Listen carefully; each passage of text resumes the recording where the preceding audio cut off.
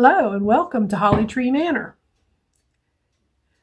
Today I'm doing one of the first things that I always do to kick off what is my gardening season, and that is I'm taking wax plant cuttings. Now, wax plants, also known as begonias, were my maternal grandmother's favorite flower, especially the red ones. But this year I'm starting off with white. I've decided to plant the wax plants in one of my Greenstalks, and I'm going to there's 5 rows in the Greenstalk, so I'm going to go white, red, white, red, white. That's 3 rings of white and 2 rings of red. And that'll still give me a couple of red plants to take out in the garden area. And I'll just be able to enjoy them all year long. And I like to plant the begonias to honor my grandmother. So much of my life was and is influenced by her. So that's what I'm doing here this morning. I'm taking wax plant cuttings. So I'll bring you along for a little bit of that. And after that's done, we'll move on to other projects.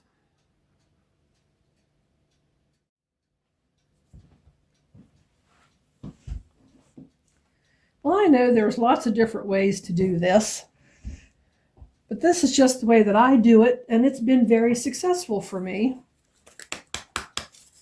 I always like to take a little bit of rooting compound, put it over in a dish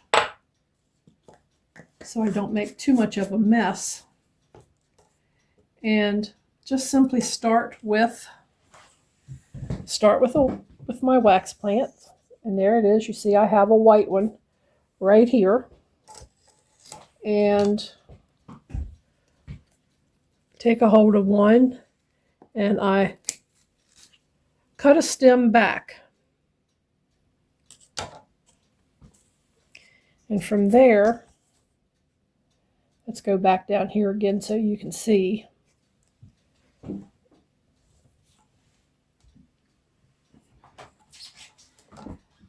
Like to take a look at it and see what we have, where we might have little nodules. And of course, there's always one up along the top. I'm going to cut it. And I like to cut the blooms off, because right now I don't want this poor little plant that I'm giving a new life doesn't need to be putting any energy into blooming. I want it to put energy into its roots. So I have a little stalk here, and I will rub the end of it in the rooting compound, and then just simply stick it down into one of the peat pellets. Now with the peat pellets, I always start those ahead of time. They're very dry, they're very compressed, and I always put them in the tray and get them wet and moist and ready before. Now this,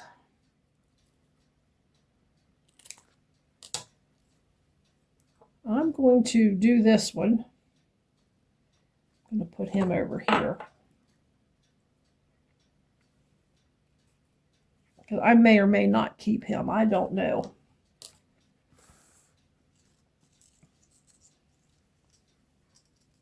Then I will get another little cutting, do the same thing, remove the blooms, take off the lower leaves because you don't really need them, dip it into rooting compound, and put it down in a peat pellet. Now if the peat pellet doesn't feel like it's got a big enough hole, I'll just take my scissors and open it up a little bit, put it down in there, and just gently press in around it again. And I will do that until I have 3 rows of the white done.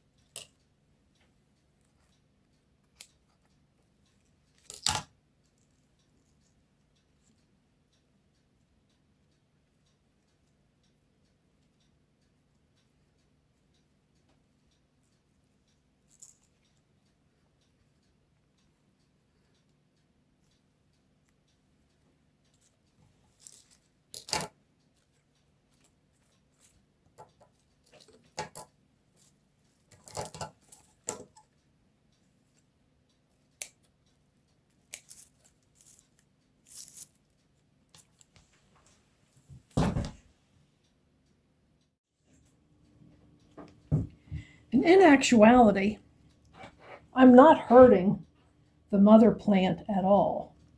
This little prune job will help it put out new growth and keep it going throughout the summer. Also, by being very careful what I do here, I'm leaving myself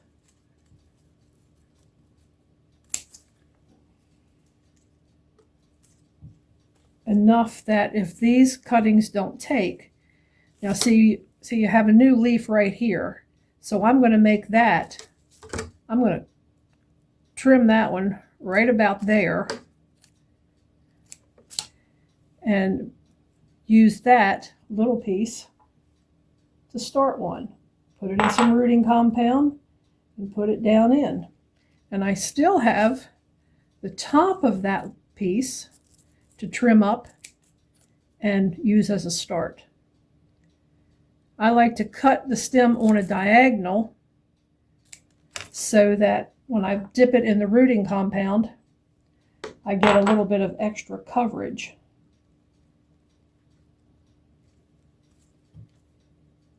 So check on this one. Now I don't see any growth nodules on this one down the stem. So I will just be using the top of it. And like I say, I cut off the flower because it doesn't need to be putting its energy into that. It needs to be putting its energy into making roots. And that's where I want its energy to go. Lots of rooting compound to get her going.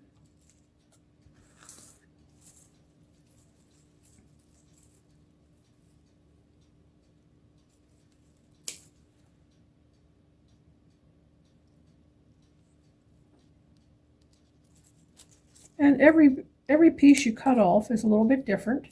You have to look at them, you have to examine them. You have to decide. Maybe the lower leaf that looks a little big, you might want to get rid of that. I typically do.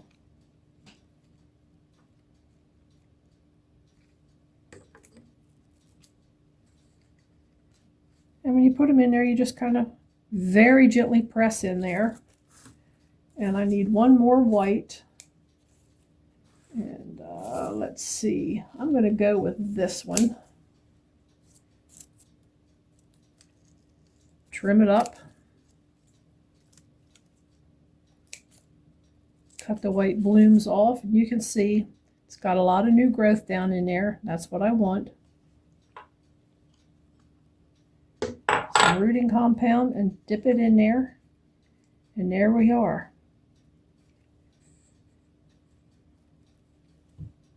So that's the white.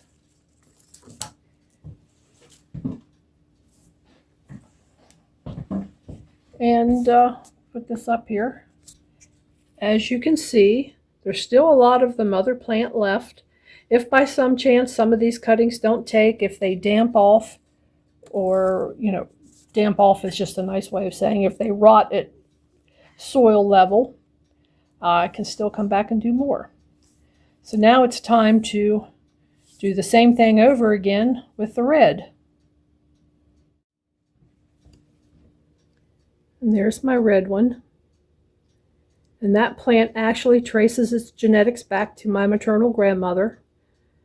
I've kept that going all these years, which is another reason why I like to take cuttings off of it every year, so I can keep it going. And that gets done the same way. I will mention that yesterday I knew I was going to be doing this, so I gave the mother plants a nice good drink so that they could hydrate. And I'm going to just take my scissors and make sure that each one of these holes in the peat pellets are open and deep enough to receive delicate little stems. All right, where to start? We'll just start over here. You can see this one. You see I've got a little one down here. I'll just trim that one. Put it in the rooting compound and put it down in a peat pellet.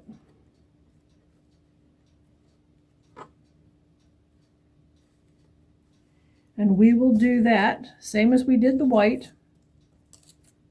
Cut the blooms off. And here, oh, he's awful tiny. Same thing, I'm going to take the big leaf off, cut it on a diagonal so I have more surface area for the rooting compound. And in it goes.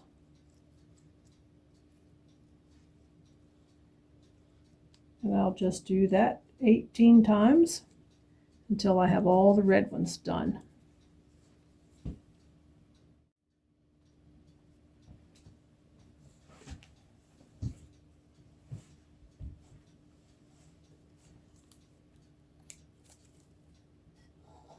So down to the last two.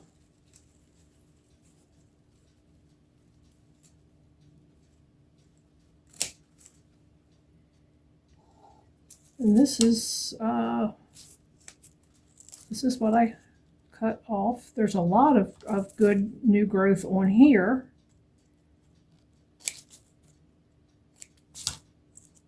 There's one thing about this older variety red. It seems to be a lot more hardy than the newer varieties. It looks like I've cut a lot off the mother plant, but I really haven't. And this, you can see right here, it's got this little one.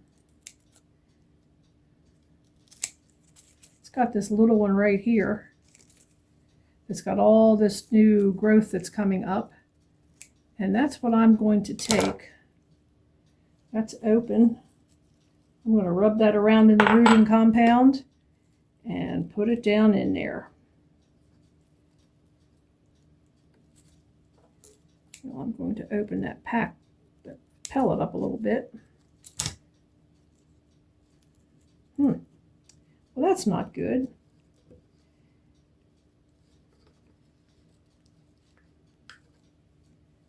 Dragged that one out. Didn't mean to.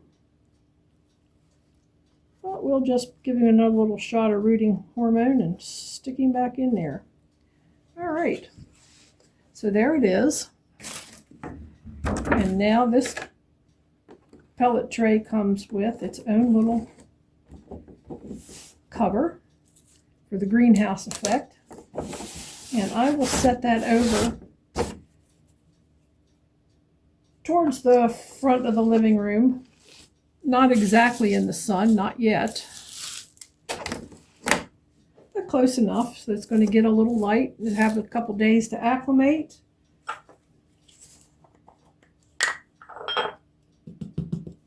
Going to get my rooting compound put back in there because this stuff is expensive. So I don't want to waste it. I'll have it for the next time.